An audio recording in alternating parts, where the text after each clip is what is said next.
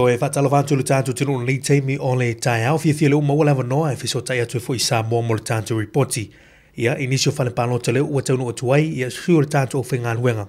Le sunga ia pulu mangafa talanga milo ia ma le sunga ia ana wha solo. Le maita wantu leo ua taunu wantu i li tu malo wha palota anoa maa numero tasi. Whaatalofantu pulu mangafa maa lolo nsai ni teimi o le tai au. Ia, e fifo e to e whawhailoa ai whatalo whala sunga Mari. Malo lava le ngā lulue. Ia, e whapefo ina to e whatalo whale whafunganga tā pua ai. Awe malu te leo Samoa. Ia, a meise fo i lau sila mai moa i lunga o tātou wala atale nei aso. Ma o le reporti o le ua ma o tonu mai lava i nei i le i tu malo o anoa maatasi, numero tasi, ia o le whalepa lota numero lua, i nei la fio anga o lufilofi le wawatu ai si tātou ripoti. Ma o i tonu lava i luma o le tua maota, ma le maota o le tausimutanga luenga, a le kale sia me tutisi, lea o loo whapena o na tumu ai, ia le mamalu fo o le atunu, pe awai atu te tonu o le whale ie ua le ofi, a lo iai fo ima le laina, o lo aluatu i nā, ia taluai ona o le vevela o le la, ia o lo wha o ngā lava wha amalu, e vai atu fo i le to tele o le autino i mātutua, lea o lo o laina atu ai, ia o lo o ngā lulue fo i, le auso me tutisi e tina, ia mo le au mainga o le inu, o le whanguinu, ia ai maise fo i o le niu malulu, ia le ngasa mo le au whai ngā luenga, ia ai le au whai pālota, ia ai maise fo i o le malu lau telo le atunu.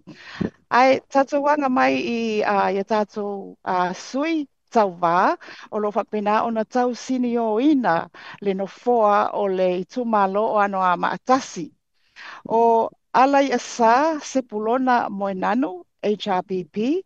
lea sa se e mai le no foa lea. Moe whauowo Julius a kui tafunai mai le vaenga whai a le fast. Ia whatasi ai ma molio pio molio Teofilo o le taitai lea o le vaenga whai a tu mua mapule e to tolu la tatu suita wā o lo whapena o na tau sini o ina le neino foa i te tonu ano a matasi. O le au whai o le lato lola palota e lua afe ono se lau iwa sfulma le lua ono iwa lua le lola palota. Ia o loo whaia lewa le tātou reporti, ia o loo po maua mai le pisi o taavale a luatu i o taavale lātou wa umana na palota, ia mai lātou fo i olofa pena o na anga mai. O le foi vai atu, wai so tuli lava le fio anga net fal palota, ma le kolisi whawhai au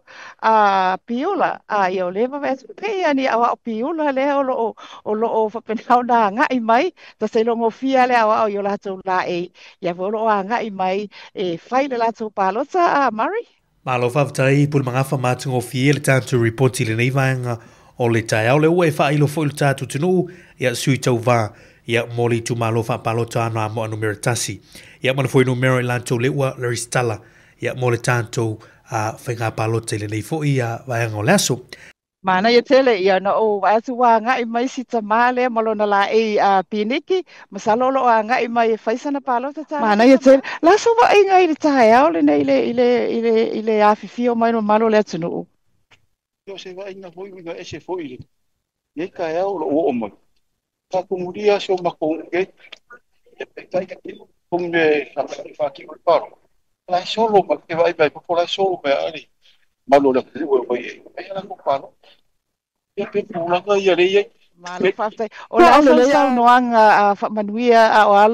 alo faiva le atunu o Samoa ato ai le palota o le nei tau sanga le so o lo ko la Samoa alo yo pai o ma ya ta ko mos venga palo ko pide mu matritia o ora ver palo ko me se vai ia isa ai ka ko mo le fer fangi mal mo prakas che Whawhai. Ia, lau sunga Māori o le tamamatua na ia petelo mo i tino mai le fioanga o lufi. Ia na ua sau noa e tau alunga suai le tātou ripoti mai noa maatasi i le fioanga lufi i luma o le maota, maletua maota o le matanga luenga me tutusi mai lufi nei. Mai ana whasolo, malo nei whatau wa Māori, ma le whaafonganga le atunu, whaasoi fua ia.